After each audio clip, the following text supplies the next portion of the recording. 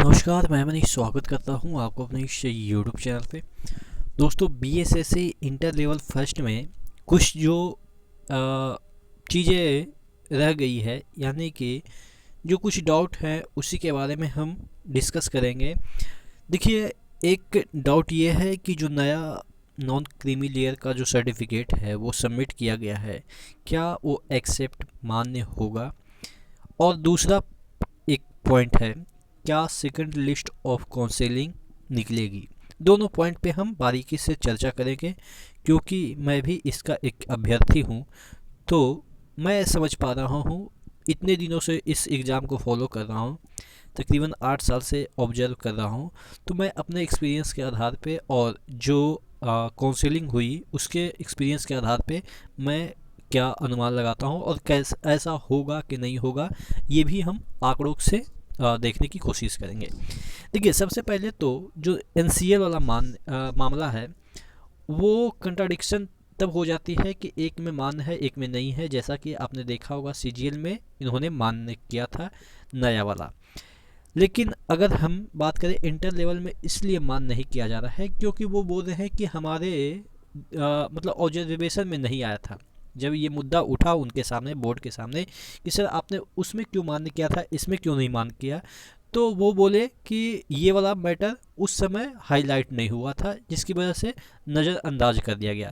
तो देखिए, आपकी खामियां की वजह से ये स्टूडेंट लोग या अभ्यर्थी लोग भुगते, ये थोड़ा सा गैर मतलब कि जिम्मेदाराना पूर्वक जवाब था। चलिए, कोर्ट में मामला है, मैं इस पे उतना तो टिप्पणी करने लायक नहीं हूँ, क्योंकि माननीय न्यायालय के जो भी फैसले होंगे वो तो आपको भी पता है कि उस पर कोई टिप्पणी नहीं किया जा सकता।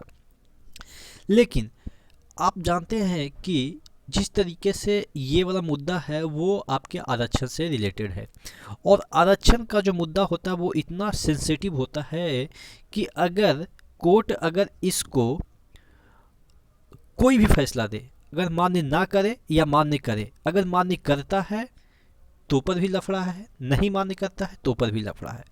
अगर मान्य करता है तो थोड़ा सा आप कह सकते हैं कि बेनिफिट दिया जा सकता है, लफड़ा तो नहीं आप कह सकते, बेनिफिट दिया जा सकता है। हालांकि नियमतः यही होना चाहिए कि आपको पहले का होना चाहिए, क्योंकि उस समय आप उस लेवल के थे या नहीं थे, लेकिन आपने उस समय नहीं बताया और अब चाहिए आपको, तो ये भी गलत है।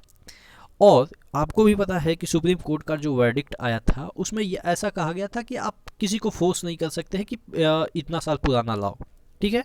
और आयोग का भी गलती है कि आयोग ने ऐसा कुछ नहीं कहा था उस समय।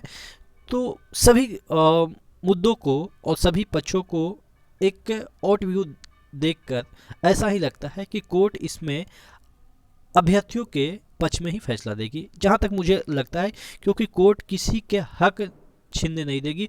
और वो भी तब जब ये मुद्दा किसका हो, ये मुद्दा है आपके आरक्षण का, और आरक्षण के मैटर पे बहुत ही मतलब कि आप कह सकते हैं पक्ष रहेगा आपके अभ्यर्थी की तरफ।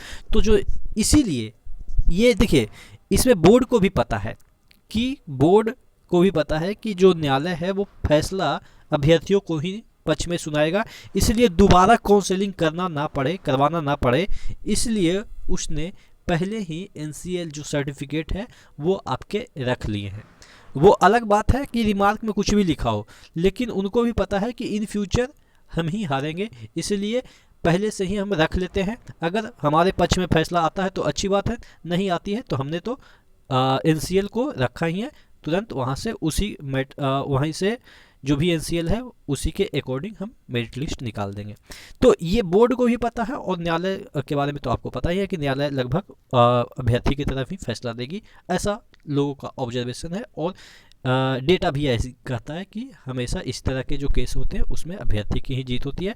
और ऑलरेडी बोर्ड बैकफुट पे है, क्योंकि वो एनसीएल एक्सेप्ट कर लिया है। वो अलग बात है कि मान्यता देगा कि नहीं देगा, वो 11 के बाद ही पता चलेगा, क्योंकि 11 को फैसला आना है।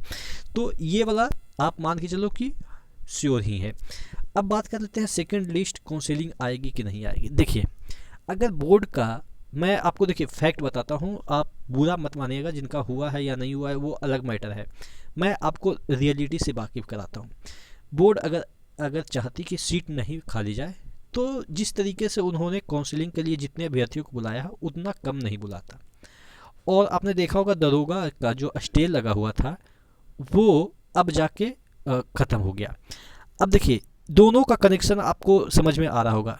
एक अभ्यर्थी जो दरोगा में भी सिलेक्टेड है और काउंसलिंग में भी पार्टिसिपेट किए हैं, अगर यही वाला चीज़ें पहले ही क्लियर हो जाती, दरोगा वाला जो चीज़ें है 2446 जो दरोगा वाला अभी कल उसका वर्डिक्ट आया कि केस को डिसमिस कर दिया गया है, जो लोग सिलेक्टेड हैं उनका अब ट्रेनिंग होगा।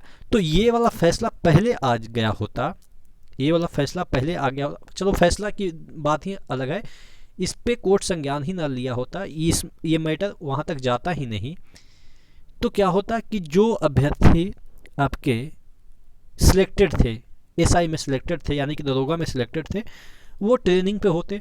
और ऑब्वियस है अगर वो ट्रेनिंग पे होते तो ऑब्वियस है दरोगा का अच्छा खासा मतलब कि एक रेपुटेशन है, बिहार में तो काफ़ी होता है दरोगा बाबू दरोगा बाबू। तो वो लोग काउंसलिंग में नहीं जाते, और काउंसलिंग में नहीं जाते तो ऑब्वियस है कि सीटें खाली मतलब कि नहीं जाते, तो जिनका छांटना होता, कहने का मतलब ये है कि दोनों को इसीलिए साथ में रखा गया ताकि काउंसलिंग भी करा ले और इधर जॉइनिंग पे भी चले जाए। तो इससे क्या होगा कि जो काउंसलिंग कराए हैं, जो लोग काउंसलिंग कराए हैं वो अब दरोगा में चले जाएंगे। अब उसमें तो मुझे लग रहा है कि 500-600 तो ऐसे स्टूडेंट तो हो गई, अभ्यर्थी तो होंगे जो कि काउंसलिंग में भी गए हैं और इधर दरोगा में भी सिलेक्टेड है। तो अब 500 तो सीट उनसे खाली हो जाएगा, आप समझ रहे हैं नहीं। और ऑलरेडी जो एब्सेंट रहे हैं उससे खाली हो गया, और जिनका कुछ बदकिस्मती से, ऐसा तो नहीं मुझे लग रहा है कि जिन्होंने बंदे को मतलब कि परेशानी हुई होगी, लेकिन बदकिस्मती से बहुत सारे लोगों के साथ कुछ परेशानी हुई जिसकी वजह से छाड़ दिया गया, ठीक है। इवन उस पर एफआईआर भी कर दिया गया, वो गलत है क्योंकि ऐसा नहीं होनी चाहिए। आपने तो एक तो गलतियां आपकी है और ऊपर से एफआईआर भी कर रहे हो। तो टोटल कहने का मतलब कम से कम तो उस ये आपके टोटल बीएसएससी इंटर लेवल में जो मेरिट बनेगा वो 10 से 9,000 लोग ही जाएंगे। बाकी जो 2-3 हज़ार सीट बचेंगे, जो 2-3 हज़ार सीट बचेंगे वो आपके बीएसएससी इंटर लेवल सेकंड जो आएगी वैकेंसी उसमें इंक्लूड कर दिया जाएगा।